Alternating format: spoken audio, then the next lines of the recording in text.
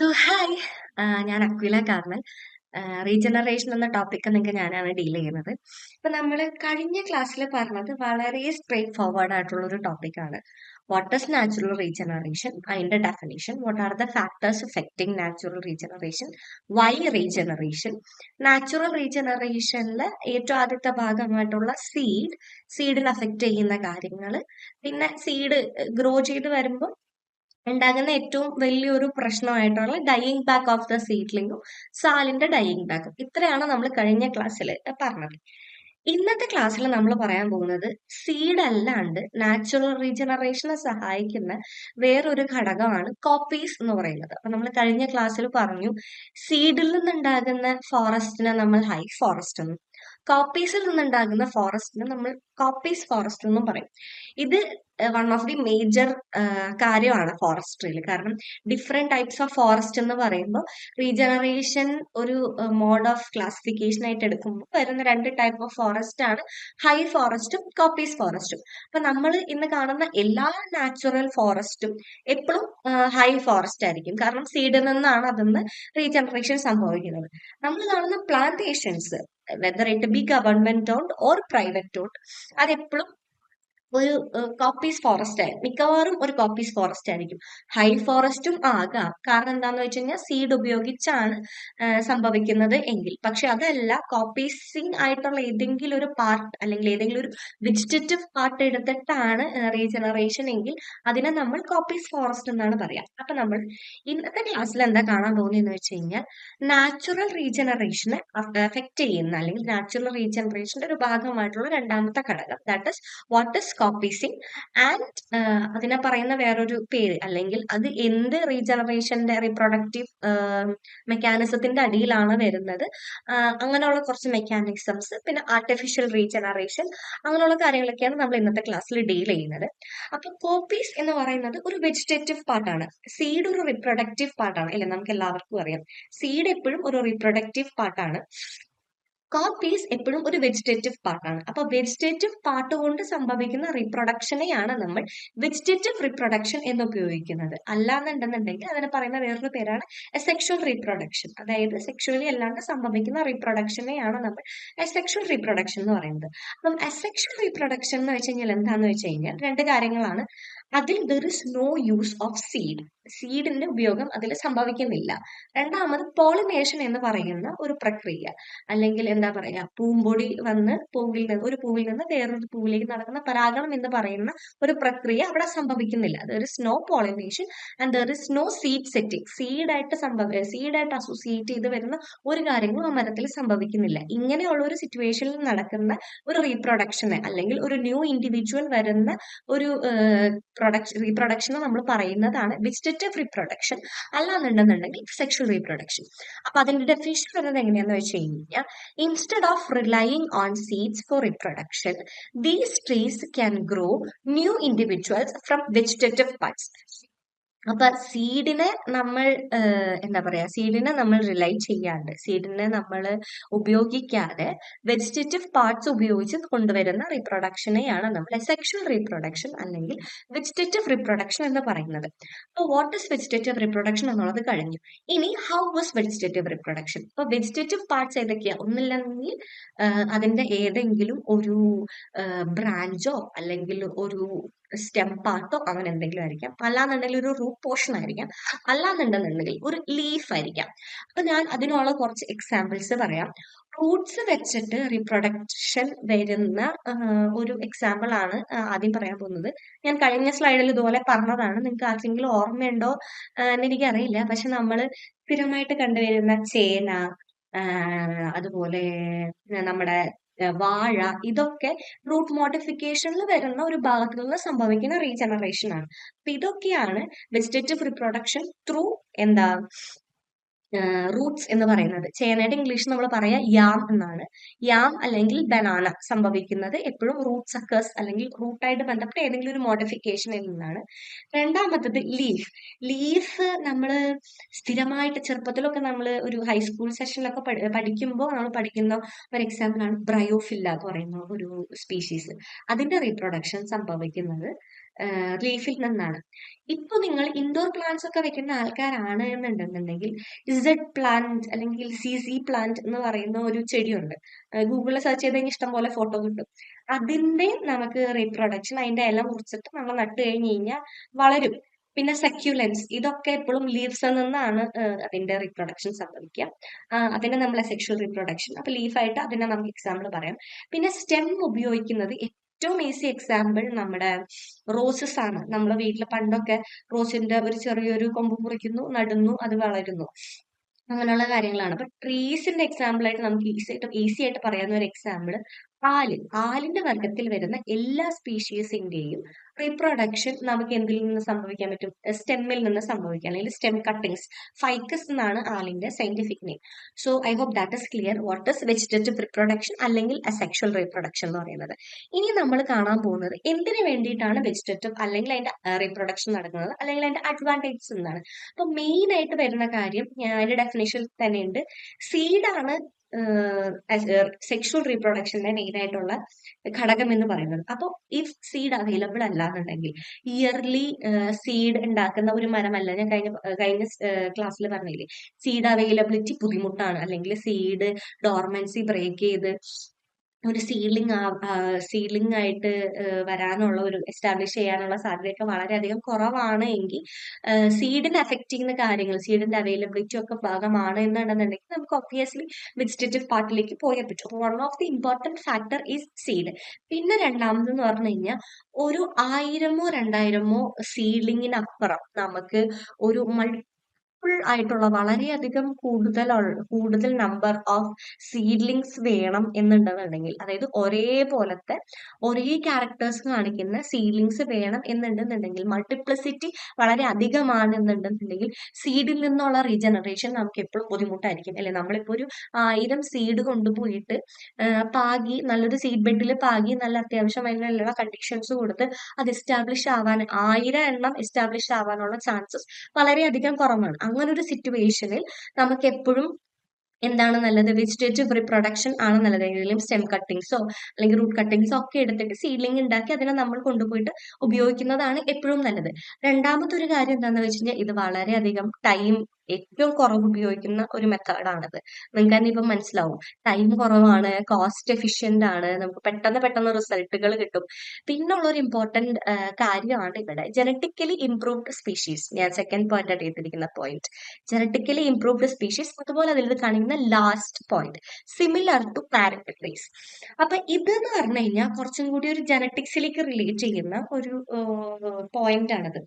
Forestry basically 5 levels of സബ്ജക്ട്സിലാണ് work ചെയ്യുന്നത്. ഒന്ന് സിൽവികൾച്ചർ ആൻഡ് അഗ്രോ ഫോറസ്ട്രി, ഒന്ന് വുഡ് പ്രോഡക്ട്സ്, പിന്നെ ഒന്ന് ട്രീ ഇംപ്രൂവ്മെന്റ്, പിന്നെ ഒന്ന് വൈൽഡ് ലൈഫ്, പിന്നെ ഒന്ന് നാച്ചുറൽ റിസോഴ്സ് മാനേജ്മെന്റ്. അപ്പൊ ഈ 5 ഘടകത്തിൽ ട്രീ ഇംപ്രൂവ്മെന്റിൽ വരുന്ന 2 കാര്യങ്ങളാണ് ഈ ജനറ്റിക്കലി ഇംപ്രൂവ്ഡ് സ്പീഷീസും സിമിലർ ടു പാരന്റ് ട്രീ എന്ന് പറയുന്നത്. അപ്പൊ നമ്മള് ഇവിടെ പറയാനുള്ള കാര്യം എന്താന്ന് വെച്ച് കഴിഞ്ഞാൽ, നമുക്കൊരു സീഡ്ലിംഗ് ലഭിച്ചു കഴിഞ്ഞു കഴിഞ്ഞാൽ നമുക്ക് ഇഷ്ടമുള്ള സ്ഥലത്ത് നിന്ന് ഇഷ്ടമുള്ള സീഡ്ലിങ്സ് വാങ്ങിച്ച് നട്ട് അത് വളർന്നു കഴിഞ്ഞു കഴിഞ്ഞാൽ അതിന്റെ പ്രൊഡക്ടിവിറ്റി നമുക്ക് പ്രിഡിക്റ്റ് ചെയ്യാൻ പറ്റില്ല. അത് എത്രത്തോളം പ്രൊഡക്റ്റീവ് ആയിരിക്കും എന്ന് നമുക്ക് പറയാൻ പറ്റില്ല. അപ്പൊ നമ്മൾ പൊതുവെ എന്താന്ന് വെച്ച് കഴിഞ്ഞാൽ, ഒരു നോൺ ആയിട്ടുള്ള ഒരു പാരന്റ് സോഴ്സിൽ നിന്നായിരിക്കും നമ്മൾ എപ്പോഴും തൈകളോ വിത്തുകളോ ഒക്കെ എടുക്കുക. അതിൽ നിന്ന് നമ്മൾ റെപ്ലിക്കേറ്റ് ചെയ്യുന്ന സീഡ്ലിങ്സിനെയാണ്, അല്ലെങ്കിൽ അതിൽ നിന്ന് നമ്മൾ കളക്ട് ചെയ്ത് സീഡിൽ നിന്ന് വളർത്തിക്കൊണ്ട് വരുന്ന സീഡ്ലിങ്സിനെയാണ് നമ്മൾ എപ്പോഴും പ്ലാന്റിങ്ങിന് വേണ്ടിയിട്ട് ഉപയോഗിക്കുക. അങ്ങനെ ഉപയോഗിച്ച് വരുമ്പോഴാണ് നമുക്ക് ഒരു മരത്തിൽ നിന്ന് അല്ലെങ്കിൽ ഒരു ചെടിയിൽ നിന്ന് നമ്മൾ ആഗ്രഹിക്കുന്ന രീതിയിലുള്ള ഒരു പ്രൊഡക്ഷൻ നമുക്ക് ലഭിക്കുക. നമുക്കൊരു എക്സാമ്പിൾ ആയിട്ട് പറയുകയാണെന്നുണ്ടെങ്കിൽ, നിലമ്പൂർ ടിക്ക് നിങ്ങൾക്ക് എല്ലാവർക്കും പറയാം, ഭയങ്കര ഹൈ യീൽഡിങ്ങും ഹൈ പ്രൊഡക്ടിവിറ്റിയും തരുന്ന ഒരു സ്പീഷീസ് ആണ് തേക്കില്, നിലമ്പൂർ ടിക്ക്. അതുപോലെ മറയൂർ നിന്നുള്ള സാൻഡല്. അപ്പൊ നമുക്ക് ഇവിടെ ലഭ്യമാകുന്ന സീഡ് ബാങ്കുകളിലൊക്കെ അവർ കളക്ട് ചെയ്യുന്ന സീഡ് എവിടെ നിന്നാണെന്ന് അവർ എഴുതി വെച്ചിട്ടുണ്ട്. അപ്പം നിലമ്പൂരിൽ നിന്ന് വരുന്ന സീഡിൽ നിന്ന് വരുന്ന ഒരു സീഡ്ലിംഗ് എടുത്ത് ഉപയോഗിച്ച് കഴിഞ്ഞു കഴിഞ്ഞാൽ ആ ക്യാരക്ടേഴ്സ് കാണിച്ചു വരുന്ന ടീക്കിനെ വളർത്തിക്കൊണ്ട് വരാൻ പറ്റും എന്നുള്ള ഒരു വിശ്വാസത്തിന് പുറത്താണ് നമ്മൾ അങ്ങനെ ചെയ്യുന്നത്. അതുകൊണ്ടാണ് അത് ഇമ്പോർട്ടന്റ് ആകുന്നത്. പിന്നെന്താന്ന് വെച്ച് കഴിഞ്ഞാൽ ഇപ്പോ രണ്ട് മരത്തിൽ നിന്നാണ് നമ്മൾ സീഡ് എടുത്തത്. ഈ രണ്ട് മരവും ഭയങ്കരമായിട്ട് ഏതെങ്കിലും ഒരു ഡിസീസ് ഫോർസേ ഇപ്പൊ ടീക്കിന്റെ കേസിലാണെങ്കിൽ ഹിബ്ലിയ പ്ലൂറ എന്ന് പറയുന്ന ഒരു അസുഖമുണ്ട്. ഒരു ഇൻസെക്ട് ബാധിക്കുന്ന ഒരു അസുഖമുണ്ട്. ഡിഫോളിയേറ്റർ ആണ്. അതിന്റെ ഇലയൊക്കെ ഇങ്ങനെ ഡിഫോളിയേറ്റ് ചെയ്ത് പോയിക്കൊണ്ടേയിരിക്കും. അത് എഫക്ട് ചെയ്യുന്ന ഒരു ഏരിയയിൽ രണ്ട് മരം മാത്രം വളരെ സക്സസ്ഫുൾ ആയിട്ട് നിന്നു പോന്നു. അപ്പൊ അതിൽ നിന്ന് നമ്മൾ കളക്ട് ചെയ്യുന്ന സീഡിന് എന്ത് ക്വാളിറ്റി ഉണ്ടാവും? ആ ഹിബ്ലിയ പ്ലൂറ എഫക്ട് ചെയ്യുന്ന ഡിഫോളിയേറ്റിംഗ് എന്ന് പറയുന്ന ഒരു അസുഖത്തിനെ തരണം ചെയ്യാനുള്ള കഴിവ് പ്ലാന്റിന്റെ ഇൻബോൺ ആയിട്ട് ഉണ്ടാവും. അപ്പൊ അങ്ങനെ യൂസ് ചെയ്യുമ്പോൾ കുറച്ചും കൂടി ജനറ്റിക്കലി ഇംപ്രൂവ്ഡ് ആയിട്ടുള്ള സീഡ്ലിങ്സ് ആണ് നമ്മൾ ഉപയോഗിക്കുന്നത്. അത് നമുക്ക് ആർട്ടിഫിഷ്യലിയും ചെയ്യാം, നാച്ചുറലിയും ചെയ്യാം. ഈ ഇൻവിട്രോ കൾട്ടിവേഷൻ, ടിഷ്യൂ കൾച്ചർ, അങ്ങനെയുള്ള കാര്യങ്ങളാണ് ഇതിൽ പറയുന്നത്. അപ്പൊ ഇതിൽ ഇമ്പോർട്ടന്റ് ആയിട്ടുള്ള ടെർമിനോളജിയാണ് പ്ലസ് ട്രീസ്. നമ്മൾ എപ്പോഴും എന്തെടുത്താലും സെക്ഷൽ റീപ്രൊഡക്ഷന് വേണ്ടിയിട്ടുള്ള റോ മെറ്റീരിയൽസ് എടുത്താലും, സെക്ഷൽ റീപ്രൊഡക്ഷന് വേണ്ടിയിട്ടുള്ള റോ മെറ്റീരിയൽസ്, അതായത് സീഡ്സ് എടുത്താലും കട്ടിങ്സ് എടുത്താലും എന്തെടുത്താലും ഒരു പ്ലസ് ട്രീയിൽ നിന്ന് എടുക്കാനായിട്ട് ശ്രമിക്കുക. പ്ലസ് ട്രീ എന്ന് വെച്ച് കഴിഞ്ഞാൽ ജനറ്റിക്കലി മോർഫോളജിക്കലി നമ്മൾ നോക്കുമ്പോൾ, നമ്മുടെ കാഴ്ചയിൽ നിന്ന് നമ്മൾ നോക്കുമ്പോൾ ആ സ്പീഷീസിന് ഏറ്റവും ഹയസ്റ്റ് ആയിട്ടുള്ള ക്യാരക്ടേഴ്സ് ആയിരിക്കും ഉണ്ടാവുക. നല്ല ഹൈറ്റ്, നല്ല വിഡ്ത്ത്, പിന്നെ നമുക്ക് വേണ്ടത് ഇപ്പൊ നല്ലൊരു വുഡ് ഈൽഡിങ് ആണെന്നുണ്ടെങ്കിൽ അങ്ങനെ നല്ല ഒരു എന്താ ഫ്രൂട്ട് സെറ്റിംഗ്, അങ്ങനെ ഫ്ലവറിങ് ആണ് വേണ്ടെന്നുണ്ടെങ്കിൽ എന്താണോ നമുക്ക് വേണ്ട ക്യാരക്ടേഴ്സ് അതൊക്കെ പ്രൂവൺ ആയിട്ടുള്ള സ്പീഷീസിനെയാണ് നമ്മൾ പ്ലസ് ട്രീ എന്ന് പറയാം. പ്ലസ് ട്രീയുടെ ഒരു ഡെഫിനിഷൻ ഉണ്ട്. നിങ്ങൾക്ക് വേണമെന്നുണ്ടെങ്കിൽ മാത്രം അത് ഒന്ന് ഓർത്തിരുന്നാൽ മതി. It will be available in internet. ഞാനിവിടെ ചേർക്കാത്തത് ഈ റീജനറേഷനിൽ വരുന്ന ഒരു കാര്യമല്ല, പക്ഷെ നമ്മൾ ജനറലി ഫോറസ്ട്രി പറയുമ്പോൾ നമ്മൾ പറയുന്ന ഒരു കാര്യമാണ് പ്ലസ് ട്രീ. അപ്പൊ നിങ്ങളിങ്ങനെ ആലോചിക്കരുത് ഈ പ്ലസ് ട്രീ എന്താണെന്നൊന്നും ആലോചിക്കരുത്. പ്ലസ് ട്രീ എന്ന് പറഞ്ഞു കഴിഞ്ഞാൽ മോർഫോളജിക്കലി സുപ്പീരിയർ ആയിട്ടുള്ള ഒരു ട്രീനെ പറയുന്നതാണ് plus tree, which is not being evaluated on the genetic background. അതാണ് അതിന്റെ ഡെഫിനിഷൻ.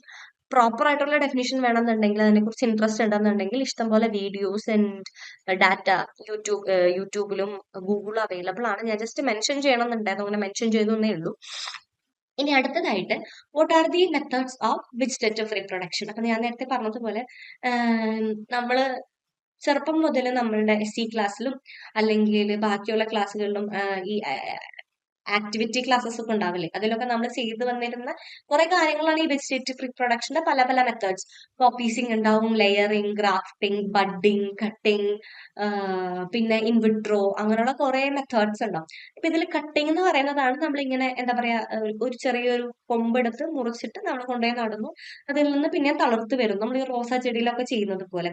ഗ്രാഫ്റ്റിംഗ് എന്ന് പറഞ്ഞു കഴിഞ്ഞാൽ എന്താണെന്ന് അറിയാലോ, ഒരു റൂട്ട് സ്റ്റോക്ക് ഉണ്ടാവും, ഒരു സയൺ ഉണ്ടാവും, രണ്ടും നമ്മൾ ബന്ധിപ്പിക്കുന്നു, കെട്ടിവെക്കുന്നു, അതിൽ നിന്ന് വരുന്നു. ലെയറിംഗ് എന്ന് പറഞ്ഞു കഴിഞ്ഞാൽ ഒരു നിൽക്കുന്ന ഒരു ട്രീയുടെ റൂട്ട് സിസ്റ്റം ഉപയോഗിച്ചുകൊണ്ട് തന്നെ അതിന്റെ ഒരു ബ്രാഞ്ചിനെ നമ്മൾ വളച്ച് മണ്ണിലേക്ക് എടുത്ത് അതിൽ നിന്ന് പുതിയ ഒരു സീഡ്ലിംഗ് ഉണ്ടാക്കാൻ ശ്രമിക്കുന്നു. അതാണ് ലെയറിംഗ് എന്ന് പറയുന്നത്. റൂട്ട് സക്കേഴ്സ് എന്ന് പറഞ്ഞു കഴിഞ്ഞാൽ റൂട്ടിൽ നിന്ന് വരുന്ന റീജനറേഷൻ. പിന്നെ ബഡ്ഡിംഗ് എന്ന് പറഞ്ഞു കഴിഞ്ഞാൽ ഇതുപോലെ നിൽക്കുന്ന ഒരു ചെടിയിൽ നിന്ന് തന്നെ നമ്മൾ അതിന്റെ ബാക്ക് സിസ്റ്റം ഒന്ന് മാറ്റിയിട്ട് അതിന് കുറച്ച് സ്ട്രെസ് കൊടുത്തിട്ട് അതിൽ നിന്ന് ബഡ് വന്ന് അതിനെ പിന്നെ നമ്മൾ സെപ്പറേറ്റ് ഒരു ഇൻഡിവിജ്വൽ ആക്കി മാറ്റുന്നതൊക്കെയാണ്. ഇങ്ങനെയുള്ള കുറെ മെത്തേഡ്സ് ആണ് ഈ വെജിറ്റേറ്റീവ് റീപ്രൊഡക്ഷനിൽ പറയുന്നത്. അതിന്റെ ഓരോ ഡെഫിനിഷൻസ് ആയിട്ട് നമ്മൾ നോക്കും. ഇൻവിട്രോയിൽ വരുന്ന ഒരു കാര്യമാണ് മൈക്രോ പ്രൊപ്പഗേഷൻ. അതായത് മൈക്രോ പ്രൊപ്പഗേഷൻ പറഞ്ഞു കഴിഞ്ഞാൽ ഏറ്റവും ചെറിയ എമൗണ്ട് ഓഫ് ലിവിങ് ഓർഗാനിസം ഉപയോഗിച്ചുകൊണ്ട് നമ്മളൊരു ഫുൾ ഗ്രോൺ ആയിട്ടുള്ള ഒരു മരത്തിനെ എങ്ങനെ ഡെവലപ്പ് ചെയ്യാം എന്നുള്ളതാണ് ഇൻവിട്രോ സിസ്റ്റത്തിൽ നമ്മൾ ഉപയോഗിക്കുക. അതിനുള്ള എക്സാമ്പിൾ ആണ് ടിഷ്യൂ കൾച്ചർ എന്ന് പറയുന്നത്. നമുക്ക് ഓരോന്നായിട്ട് നോക്കാം. First is കോപ്പീസിങ്. കോപ്പീസിങ് എന്താന്ന് വെച്ച് കഴിഞ്ഞാൽ നമ്മളൊരു മരത്തിന് ഒരു ഗ്രൗണ്ട് ലെവലിൽ നിന്ന് കട്ട് ചെയ്ത് കളയുന്നു. എന്തെങ്കിലും അത് റൊട്ടേഷൻ ഏജ് ആയതുകൊണ്ടോ അല്ലെങ്കിൽ അതിന് എന്തെങ്കിലും ഡിസീസ് എഫക്റ്റിംഗ് ആയതുകൊണ്ടോ അല്ലെങ്കിൽ എന്തെങ്കിലും ഒരു കാരണത്താൽ നമ്മളൊരു മരത്തിനെ കട്ട് ചെയ്ത് കളയുമ്പോൾ അവിടെ നിന്ന് പുതിയ പുതിയ നാമ്പുകൾ ഇങ്ങനെ തളർത്ത് വരും. അതിനെയാണ് നമ്മൾ കോപ്പീസിങ് എന്ന് പറയുന്നത്. മെയിൻ ആയിട്ട് ടീക്കൊക്കെ ഒരു കോപ്പീസർ സ്പീഷീസ് ആണ്. അപ്പം ഡിഫറെന്റ് ടൈപ്സ് ഓഫ് കോപ്പീസിങ് സ്പീഷീസ് ഉണ്ട്. അപ്പൊ ഇമ്പോർട്ടന്റ് ആയിട്ടുള്ള ഒരു കോപ്പീസർ ആണ് നമ്മളുടെ ടീക്ക് എന്ന് പറയുന്നത്. അതുപോലെ ഡിഫറെന്റ് ടൈപ്സ് ഓഫ് എക്സാമ്പിൾസ് ഉണ്ട്. അപ്പൊ അങ്ങനെ വരുന്ന ഒരു റീജനറേഷനെയാണ് നമ്മൾ കോപ്പീസ് എന്ന് പറയുന്നത്. അടുത്തതാണ് റൂട്ട് സക്കർ. റൂട്ട് സക്കർ എന്ന് പറഞ്ഞു കഴിഞ്ഞാൽ it occurs when a root is partially or wholly cut, resulting in growth of a new tissue. It is called as root sucker. അതായത് നമ്മൾ റൂട്ട് ഉപയോഗിച്ചിട്ട് റൂട്ടിനെ നമ്മൾ ഒരു മെത്തേഡ് ഓഫ് റീജനറേഷൻ പോലെ seed പോലെ നമ്മൾ റൂട്ടിനെ പാതിയായിട്ട് കട്ട് ചെയ്യുന്നു, നമ്മൾ കൊണ്ടുപോയി പ്ലാന്റ് ചെയ്യുന്നു, അതിൽ നിന്ന് പുതിയ പുതിയ സീഡ്ലിങ്സ് വരുന്നു.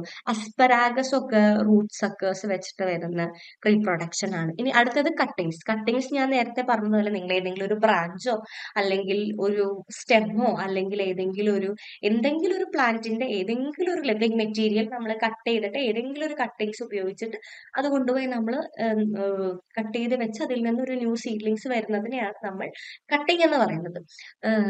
ഫൈക്കസ് സ്പീഷീസ് ഒക്കെ കട്ടിങ്ങിന് വരുന്ന ഏറ്റവും നല്ല എക്സാമ്പിൾസ് ആണ്.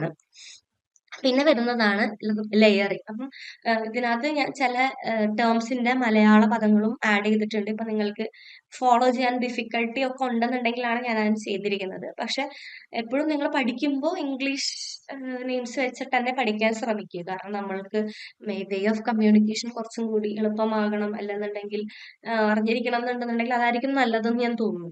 സയന്റിഫിക് നെയിം ആണെങ്കിലും ഐ മീൻ ട്രീസിന്റെ നെയിം ആണെന്നുണ്ടെങ്കിലും സയന്റിഫിക് നെയിം അറ്റ്ലീസ്റ്റ് എന്റെ ഫസ്റ്റ് നെയിം എങ്കിലും സയന്റിഫിക് നെയിം പഠിക്കാനായിട്ട് ഓർക്കുക കേട്ടോ.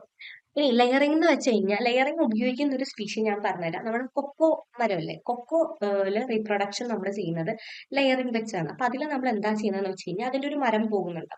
ആ മരത്തില് അല്ലെങ്കിൽ അതിന്റെ ഒരു ശാഖയില് നമ്മൾ ഈ പുതിയ സീഡ്ലിങ്ങിന് വരാൻ വേണ്ടിയിട്ട് നമ്മളൊരു വൂണ്ട് ക്രിയേറ്റ് ചെയ്ത് കൊടുക്കും. അവിടെ കുറച്ചൊന്ന് പൊളിച്ചു കൊടുക്കും അതിന്റെ ബാർക്ക് പൊളിച്ചിട്ട് പുതിയ സീഡ്ലിങ്ങിന് വളരാൻ ആവശ്യമായിട്ടുള്ള ന്യൂട്രിയൻസ് അടങ്ങിയിരിക്കുന്ന ഒരു ഒരു ഒരു പാക്കേജ് ഉണ്ട്. ആ പാക്കേജ് നമ്മൾ അവിടെ വെച്ചിട്ട് അതിങ്ങനെ കെട്ടിക്കൊടുത്ത് കുറച്ച് എന്നിട്ട് നമ്മൾ അവിടെ ആ ബ്രാഞ്ചിൽ ഏതെങ്കിലും ഒരു ഫ്ലവറോ സീഡോ ഉണ്ടെന്നുണ്ടെന്നുണ്ടെങ്കിൽ അതിൽ നമ്മൾ പോളിനേഷൻ ആർട്ടിഫിഷ്യൽ ആയിട്ട് ചെയ്തു കൊടുക്കും. അത് കഴിഞ്ഞിട്ട് 2-3 ദിവസം കഴിഞ്ഞു, 2 ആഴ്ചയൊക്കെ കഴിഞ്ഞ് നോക്കുമ്പോൾ ഇതിൽ നിന്ന് പുതിയ സ്പ്രൗട്ട്സ് വരാൻ തുടങ്ങും. ഒരു റൂട്ടും വരും, പിന്നെ ഒരു ചെറിയൊരു ഷൂട്ട് പോർഷൻ വരും. അവിടെ വെച്ച് നമ്മൾ അത് കട്ട് ചെയ്തിട്ട് ഒരു പുതിയ സീഡ്ലിംഗ് ആയിട്ട് നമ്മൾ അതിനെ ഉപയോഗിക്കും. അതിനെയാണ് നമ്മൾ ലെയറിംഗ് എന്ന് പറയുന്നത്. അപ്പൊ ലെയറിംഗിൽ മെയിൻ ഇമ്പോർട്ടന്റ് ആയിട്ടുള്ള ഒരു കാര്യം എന്താണെന്ന് വെച്ച് കഴിഞ്ഞാൽ ഒരു ഫുൾ ഗ്രോൺ ആയിട്ടുള്ള മരത്തിന്റെ റൂട്ട് സിസ്റ്റം ഉപയോഗിച്ചിട്ടാണ് നമ്മൾ അടുത്ത ഇൻഡിവിജ്വൽ ഉണ്ടാകുന്നത്. അപ്പൊ റൂട്ട്സ് വളരാനാണല്ലോ ഏറ്റവും ബുദ്ധിമുട്ട്, റൂട്ട് എസ്റ്റാബ്ലിഷ്ഡ് ആയിട്ടുള്ള റൂട്ട് ഉണ്ടാവാനാണ് ഏറ്റവും ബുദ്ധിമുട്ട്. അപ്പോൾ ഈ ഒരു സീഡ്ലിങ്സ് നന്നായിട്ട് സ്പ്രൗട്ട് ചെയ്ത് അത്യാവശ്യം ഒരു നല്ലൊരു ഗ്രോത്ത് എത്തുന്നത് വരെ അതിനെന്ത് ഉപയോഗിക്കാം, മദർ ട്രീയിൽ നിന്നുള്ള സീഡ്ലിങ്സ് നമുക്ക് ഉപയോഗിക്കാൻ പറ്റും. പിന്നെ ഡിഫറെന്റ് ടൈപ്സ് ഓഫ് ലെയറിംഗ് ഉണ്ട്. സോയിൽ ലെയറിംഗ് ഉണ്ട്, എയർ ലെയറിംഗ് ഉണ്ട്. ഇപ്പൊ ഞാൻ പറഞ്ഞത് എയർ ലെയറിംഗ് ആണ്. അതായത് ഓൾറെഡി ആ ബ്രാഞ്ച് എന്താ പറയാ ലിവിങ് സിറ്റുവേഷനിൽ നിന്നുകൊണ്ട് തന്നെയാണ് നമ്മൾ അതിനെ ചെയ്യുന്നത്.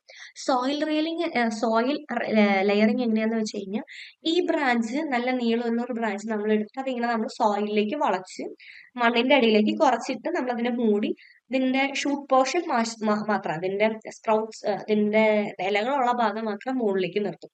ബാക്കിയൊക്കെ മണ്ണിന്റെ അടിയിലായിരിക്കും. മണ്ണിന്റെ അടിയിൽ നിന്ന് അതിന് ആദ്യം വരെ എന്തായിരിക്കും, റൂട്ടായിരിക്കും. അപ്പൊ ഷൂട്ടിംഗ് ഡിഫിക്കൽട്ട് ഉള്ള സ്പീഷീസിന് നമുക്ക് സോയിൽ ലെയറിങ്ങും റൂട്ടിംഗ് ഡിഫിക്കൽട്ട് ഉള്ള സ്പീഷീസിന് നമുക്ക് എയർ ലെയറിങ്ങും ചെയ്യാവുന്നതാണ്. പിന്നെ വരുന്നതാണ് ഗ്രാഫ്റ്റിംഗ്. ഗ്രാഫ്റ്റിംഗ് ഭയങ്കരമായിട്ട് എന്താ പറയാ ഭയങ്കര പാഷനേറ്റ് ആയിട്ട് ചെയ്യുന്ന ആൾക്കാരൊക്കെ ഉണ്ട്. ഇപ്പൊ നിങ്ങൾ കണ്ടിട്ടുണ്ടാവും, ഒരു ചെടിയിൽ നിന്ന് തന്നെ ഡിഫറെന്റ് കളറിലെ റോസാപ്പൂക്കൾ ഉണ്ടാകുന്ന ഒരു റോസാ ചെടി ഉണ്ടാകുന്നു, അല്ലെങ്കിൽ ഒരു ഒരു ഇതിൽ നിന്ന് തന്നെ കടലാസ് പൂ, പല പല കളറിലുള്ള കടലാസ് പൂ ജനറേറ്റ് ചെയ്യിക്കുന്നു. ഇങ്ങനെയുള്ള കാര്യങ്ങളൊക്കെ ചെയ്യുന്നത് ഗ്രാഫ്റ്റിംഗ് വെച്ചിട്ടാണ്. അതായത് അതിനൊരു റൂട്ട് എന്താ പറയാ റൂട്ട് സ്റ്റോക്ക് ഉണ്ടാവും. റൂട്ട് സ്റ്റോക്ക് എന്ന് പറഞ്ഞാൽ റൂട്ട് പോർഷൻ, ജീവനുള്ള ഒരു റൂട്ട് പോർഷൻ അത് ഓൾറെഡി പ്ലാന്റഡ് ആയിരിക്കും. ഏതെങ്കിലും ഒരു സീഡ് ബാഗിലോ അല്ലെങ്കിൽ ഭൂമിയിൽ പ്ലാന്റഡ് ആയിരിക്കും. അതിൽ നിന്ന് നമ്മൾ ഒരു പെർട്ടിക്കുലർ ഷേപ്പ് ഓഫ് കട്ട് വെച്ചിട്ട് ഒരു വി ഷേപ്പ് കട്ടോ അല്ലെങ്കിൽ ഒരു വെഡ്ജ് പോലത്തെ ഒരു കട്ടോ വെച്ചിട്ട് അതിന്റെ അകത്തേക്ക് നമ്മൾ വേറൊരു ഈ സ്പീഷീസിന്റെ തന്നെ അല്ലെങ്കിൽ വേറെ ഏതെങ്കിലും ഒരു സ്പീഷീസിന്റെ ഷൂട്ട് പോർഷൻ, നമുക്ക് വേണ്ട ക്യാരക്ടർ വേണ്ട നല്ല പൂക്കുന്ന അല്ലെങ്കിൽ നല്ല കായ്ക്കുന്ന ഏതെങ്കിലും ഒരു സ്പീഷീസ് വെച്ചിട്ട് ടൈറ്റൻ ചെയ്ത് നമ്മൾ വെക്കും. എന്നിട്ട് ഒരു സർട്ടൺ പീരീഡ് ഓഫ് ടൈം കഴിഞ്ഞ് കഴിയുമ്പോൾ ഇതൊരു ന്യൂ ഇൻഡിവിജ്വൽ ആയിട്ട് വളർന്നു വരും. പക്ഷെ ഈ ഗ്രാഫ്റ്റിംഗ് ചെയ്യുമ്പോൾ ആ പ്രശ്നം എന്താണെന്ന് വെച്ച് കഴിഞ്ഞാൽ നമ്മൾ അതിനകത്തേക്ക് ഇൻഡ്യൂസ് ചെയ്യുന്ന ഒരു ക്യാരക്ടർ ഉണ്ടല്ലോ. ആ പ്ലാന്റിന് ഒറിജിനൽ ആയിട്ട് ഒരു പിങ്ക് കളർ ഫ്ലവർ ആണ് തരുന്നത്. നമുക്കൊരു വൈറ്റ് കളർ കൂടി വേണമായിരുന്നു. അപ്പൊ വൈറ്റ് കളറുള്ള സയൺ, ഈ സ്റ്റെം പോർഷൻ പറയുന്നതാണ് സയൺ. സയൺ ആണ് നമ്മൾ വെച്ചത് എങ്കിൽ അതിൽ നിന്ന് വരുമ്പോൾ ആ ചെടിയിൽ പിങ്കും ഉണ്ടാവും വൈറ്റും ഉണ്ടാവും. പക്ഷെ അതിൽ നിന്ന് വരുന്ന ഏതെങ്കിലും ഒരു കട്ടിങ് എടുത്ത് നമ്മൾ ഉപയോഗിച്ച് കഴിഞ്ഞ് കഴിഞ്ഞാൽ ആ കട്ടിങ്ങിനും ഈ വൈറ്റും പിങ്കും ഉണ്ടാവില്ല. ആ കട്ടിങ് ഏത് പ്ലാന്റിന്റെ ആണോ ആ പ്ലാന്റിന്റെ ക്യാരക്ടേഴ്സ് മാത്രമേ നമുക്ക് അതിൽ കാണിക്കുള്ളൂ. അപ്പൊ നമുക്ക് ഈ ഗ്രാഫ്റ്റിങ്ങിലുള്ള മെയിൻ പ്രശ്നം എന്താണെന്ന് വെച്ച് കഴിഞ്ഞാൽ ഒരു തുടർച്ചയായിട്ട് ഒരു സെക്കൻഡ് ജനറേഷൻ നമുക്ക് ഉണ്ടാക്കാൻ പറ്റില്ല അതിൽ നിന്ന്. ഇപ്പൊ ഗ്രാഫ്റ്റിംഗ് ഒക്കെ ഉപയോഗിക്കുന്ന ഇഷ്ടം പോലെ ട്രീ സ്പീഷീസ് ഉണ്ട്.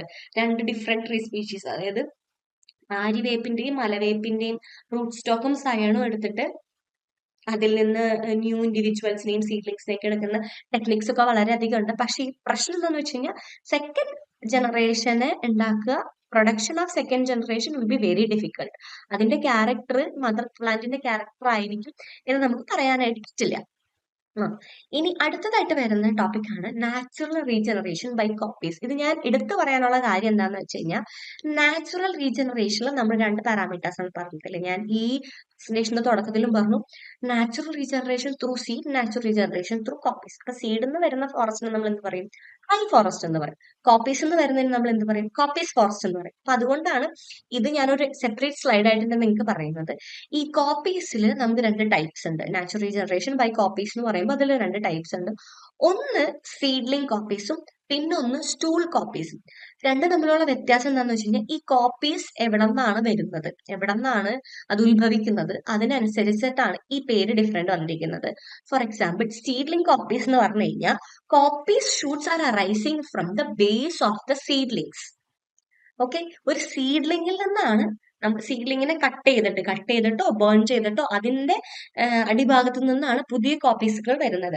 ഈ ഒരു സ്റ്റൂൾ കോപ്പീസ് ആണെന്നുണ്ടെങ്കിൽ ഒരു സീഡ്ലിങ്ങിൽ നിന്നായിരിക്കില്ല, ഒരു ഫുൾ ഗ്രോൺ ആയിട്ടുള്ള ലൈഫ് സ്റ്റമ്പിൽ നിന്നോ അല്ലെങ്കിൽ ഒരു ഫുൾ ഗ്രോൺ ആയിട്ടുള്ള ലൈഫ് മരത്തിൽ നിന്നോ വരുന്ന ഒരു കോപ്പീസുകളായിരിക്കും. ഓക്കെ, ഇതിനെയാണ് നമ്മൾ സ്റ്റൂൾ കോപ്പീസ് അല്ലാന്നുണ്ടെന്നുണ്ടെങ്കിൽ സീഡ്ലിംഗ് കോപ്പീസ് എന്ന് പറയാം. സീഡ്ലിംഗ് കോപ്പീസ് മെയിൻ ആയിട്ട് ഉപയോഗിക്കുന്ന ഒരു സ്പീഷീസ് ആണ് സാൽ. പക്ഷെ അത് നമ്മളുടെ ഇവിടെയല്ല, ഡെറാഡൂൺ അല്ലെങ്കിൽ ബീഹാർ, ഒറീസ അങ്ങനെയുള്ള സ്ഥലങ്ങളിലാണ് ഈ സീഡ്ലിംഗ് കോപ്പീസ് ഉപയോഗിക്കുന്നത്. അതുപോലെ ടീക്കിനും ചെയ്യും. മധ്യപ്രദേശിലൊക്കെ ടീക്കിനും സീഡ്ലിംഗ് കോപ്പീസ് ഉപയോഗിക്കാറുണ്ട്. ഇനി സ്റ്റൂൾ കോപ്പീസിന്റെ വേറൊരു കാര്യം എന്താന്ന് വെച്ച് കഴിഞ്ഞാൽ അതൊന്നും ഒരു കാര്യം മരം ഫുള്ളായിട്ട് വെട്ടിക്കളഞ്ഞ് ഏറ്റവും ബേസിൽ നിന്ന് വരാം. അതല്ലാന്നുണ്ടെന്നുണ്ടെങ്കിൽ ഒരു 2 അടി 2.5 അടി വിട്ടിട്ട് ക്രോസിംഗ് ആനിമൽസിന് അറ്റാക്ക് ചെയ്യാൻ പറ്റാത്ത ഒരു ഹൈറ്റിൽ നമ്മൾ വിട്ടിട്ട് അവിടെ നിന്ന് കോപ്പീസ് സംഭവിക്കാം. അപ്പൊ രണ്ട് രീതിയിലും ഈ കോപ്പീസിങ് സംഭവിക്കാം. ജസ്റ്റ് ഒന്ന് നോട്ട് ചെയ്ത് വെച്ചാൽ മതി. നിങ്ങൾക്ക് എഴുതാനുള്ള എളുപ്പത്തിന് ഞാൻ പറഞ്ഞിട്ടുണ്ട്. Coppice shoots arise either from the base of the stump or from the top of the stump എന്നുള്ളത്. ഇതാണ് രണ്ട് തരത്തിലുള്ള നാച്ചുറൽ റീജനറേഷൻ. അപ്പൊ നാച്ചുറൽ റീജനറേഷന്റെ ടൈപ്സ് ഇവിടെ തിരികെയാണ്. ഇനി നമ്മൾ പറയാൻ പോകുന്നത് ഈ what are the factors affecting natural regeneration by coppice. അപ്പം മെയിൻ ആയിട്ട് നമ്മൾ എപ്പോഴും ഫാക്ടേഴ്സ് അഫക്ട് ചെയ്യും. നമ്മൾ ഇങ്ങനെയുള്ള different types of natural regeneration available ആണെന്നുണ്ടെങ്കിൽ നമുക്ക് പോയിട്ട് എല്ലാ സ്പീഷീസിലും ഈ ഒരു മെത്തേഡ് നമുക്ക് യൂസ് ചെയ്യാൻ പറ്റത്തില്ല. അതിന് കാരണം എന്താന്ന് വെച്ച് കഴിഞ്ഞാൽ ഫസ്റ്റ് റീസൺ, ഇപ്പൊ കോപ്പീസ് ചെയ്യാന്ന് പറയുന്നത് ഒരു പ്രോപ്പർട്ടിയാണ് അല്ലെ. നമ്മൾ വെട്ടിവിട്ട സ്ഥലത്ത് നിന്ന് പുതിയ ശിഖരങ്ങൾ തളിർത്ത് വരിക എന്ന് പറയുന്നത് ഒരു പ്രോപ്പർട്ടിയാണ്. ആ പ്രോപ്പർട്ടി ഇല്ലാത്തൊരു സ്പീഷി ആണെന്നുണ്ടെന്നുണ്ടെങ്കിൽ നമുക്ക് ഒരിക്കലും ഒരു കോപ്പീസിങ് മെത്തഡോളജി ഉപയോഗിക്കാൻ പറ്റില്ല. അപ്പൊ സ്പീഷീസ് വളരെയധികം ഇമ്പോർട്ടന്റ് ആണ്. പിന്നെ ഞാൻ എപ്പോഴും പറയാറുള്ളത് പോലെ ഏജ്, ഒരു മരത്തിന്റെ ഏജ് വളരെയധികം ഇമ്പോർട്ടന്റ് ആണ്. ഭയങ്കര യങ് ആയിട്ടുള്ള ഒരു സീഡ്ലിങ്ങിൽ നിന്നോ അല്ലെങ്കിൽ ഭയങ്കര പ്രായമെത്തിയ ഒരു ഭയങ്കര ഓവർ മെച്ചുവേർഡ് ആയിട്ടുള്ള ഒരു മരത്തിൽ നിന്നോ നമ്മൾ സീഡ്ലിങ്സ് ഉപയോഗിക്കാൻ പാടില്ല.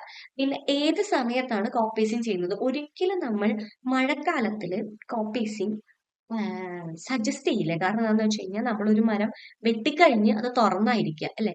തുറന്നിരിക്കുമ്പോൾ മഴ പെയ്ത് വെള്ളം അകത്തേക്ക് പോയി കഴിഞ്ഞാൽ പിന്നെ അത് മൊത്തത്തിൽ അതിന്റെ റൂട്ടൊക്കെ അഫക്റ്റ് ആയി സീഡ് ഡിസീസ് സംഭവിച്ച് ആ സീഡ് ഡെഡ് ആയി പോകും. അപ്പൊ നമ്മൾ അങ്ങനെ ഉപയോഗിക്കണം. പിന്നെ ഏത് ഹൈറ്റിൽ വെച്ചാണ് നമ്മൾ കട്ട് ചെയ്യുന്നത്, എത്ര ഹൈറ്റിൽ വെച്ചാണ് നമ്മൾ ആ മരം കട്ട് ചെയ്ത് അതിൽ നിന്ന് കോപ്പീസ് റെഡ്യൂസ് ചെയ്യാൻ നമ്മൾ ആഗ്രഹിക്കുന്നത് എന്നത് ഒരു ഇമ്പോർട്ടന്റ് ഫാക്ടറാണ്. ഞാൻ നേരത്തെ പറഞ്ഞതുപോലെ ബ്രൗസിങ്ങും ഗ്രേസിങ്ങും വളരെയധികം ആയിട്ടുള്ള ഒരു ഏരിയ ആണ് എന്നുണ്ടെന്നുണ്ടെങ്കിൽ നമ്മൾ ഗ്രൗണ്ട് ലെവലിൽ വെച്ചിട്ട് ആ മരം കട്ട് ചെയ്ത് അതിൽ നിന്ന് കോപ്പീസ് ഉണ്ടാക്കിയെടുക്കാൻ ശ്രമിക്കുകയാണെന്നുണ്ടെന്നുണ്ടെങ്കിൽ അത് മുളച്ചു വരുമ്പോഴത്തേക്കും അനിമൽസ് വന്ന് അത് പറിച്ചു തിന്നും.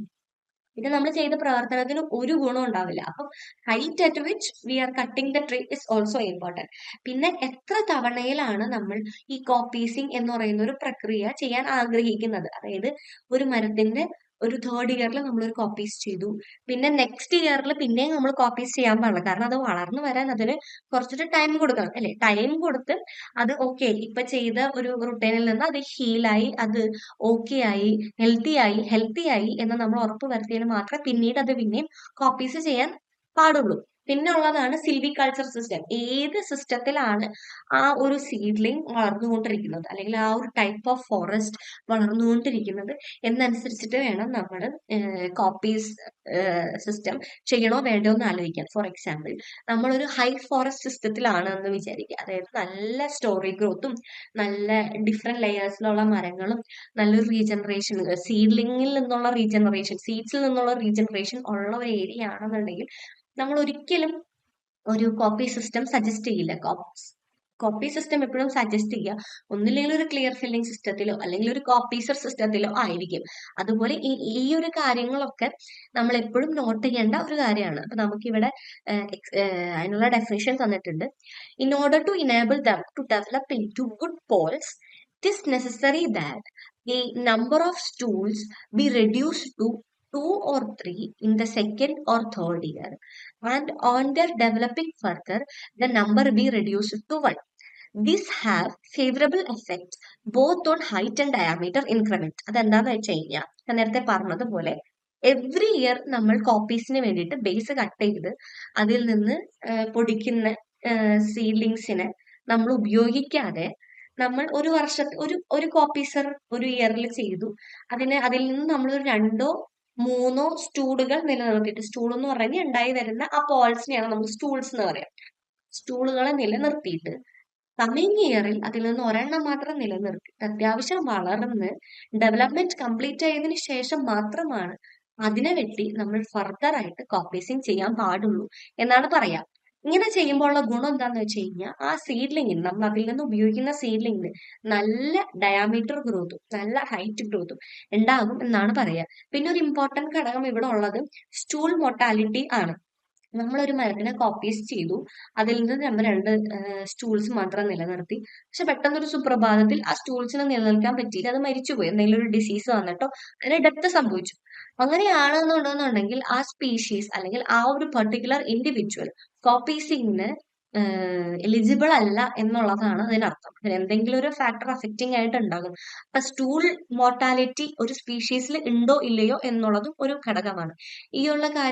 ഈ എക്സ്പ്ലെയിൻ ചെയ്തിരിക്കുന്ന കാര്യങ്ങളൊക്കെ നമ്മൾ ഫെർദർ ആയിട്ട് പറയുന്നുണ്ട്. അപ്പൊ സ്പീഷീസിന്റെ കാര്യത്തിൽ നമുക്ക് ഫോറസ്റ്റിൽ അവൈലബിൾ ആയിട്ടുള്ള എല്ലാ സ്പീഷീസിനെയും പല രീതിയിൽ നമ്മൾ ക്ലാസിഫൈ ചെയ്തിട്ടുണ്ട്. എവർഗ്രീൻ ആണോ ഡെസിഡിയസ് ആണോ നമ്മൾ ക്ലാസിഫൈ ചെയ്തിട്ടുണ്ട്.